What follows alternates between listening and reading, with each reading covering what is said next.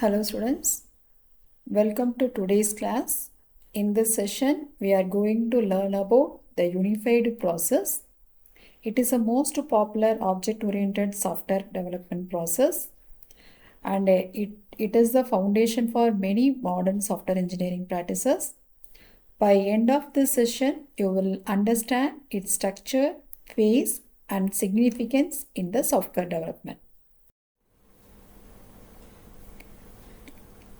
In today's class, we will discuss the introductions about the unified process and the relationship between unified process and rational unified process, and study three basic axioms and learn about overall structure, and finally we explore the four phases involved in unified process. The unified software development process is used in industry standard software engineering process, which is developed by the creators of UML.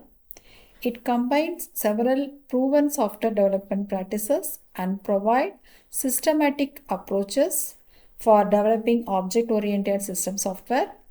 So instead of developing entire software in one attempt, UP encourage iterative and increment development, making project easier to manage and improving software quality. And this slide shows the birth of unified process. So it has evolved from earlier software development methodologies such as rational approaches and then move on to the objectory process, and it will be have the standardized framework that support large scale software development while maintaining flexibility and quality. In the UP and rational unified process, rational unified process is one of the implementation of the unified process. So while UP defines its overall software development framework, RUP will be extends it by providing modeling standards, software development tools, process documentation, and practical guidance for the software teams. In simply weakened terms, UP provide methodology, whereas RUP provide additional tools and support for implementing that methodology effectively. And this slide shows how the UP and RUP both approaches follow the same development philosophy. RUP is considered commercial implementation of UP. So these are the three basic axioms in the unified process. So the first principle is use case and risk driven development. So where software requirements are captured using use cases during the identifications and also minimizing the project risk yearly. Second principle is architecture and centric development, and it is creating the stable software architecture, and it acts as a backbone for the entire system. Also, it guides the future developments.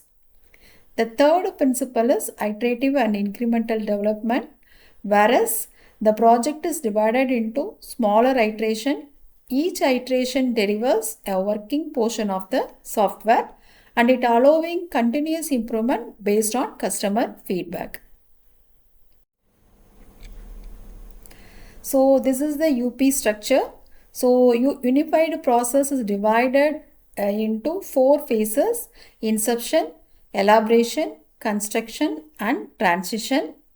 And each phases have some specific objective and ends with some milestones that evaluates whether the project is ready to move to the next stage.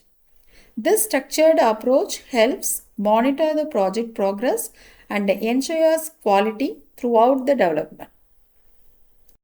And this is the UP milestones. Every phases in the unified process concludes with a milestone. These milestones are lifecycle objective, lifecycle architecture, initial operational capability, product release.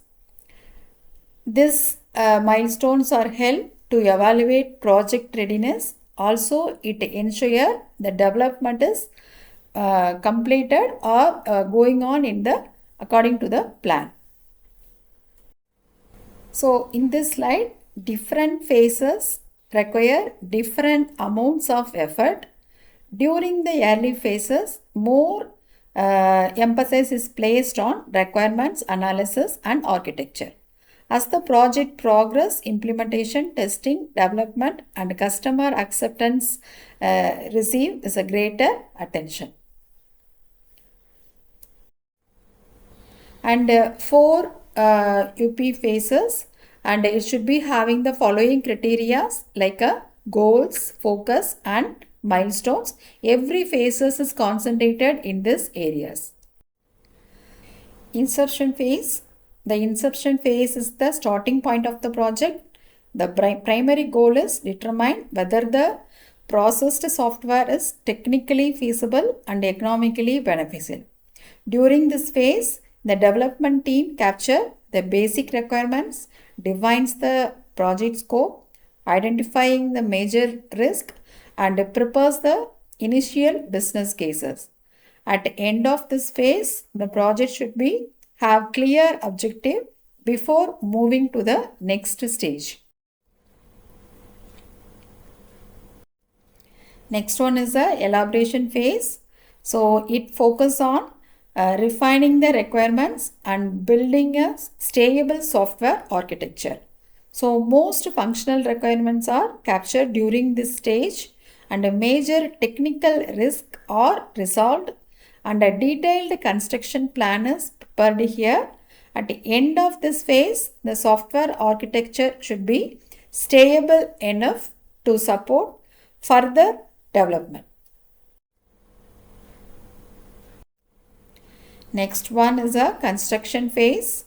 So in this phase, actual software product is developed. So developers complete their design, coding and testing activities, and also they ensure software architecture remains consistent. The objective is to produce an operational version of the software that is ready for deployment. The last one is a transition phase.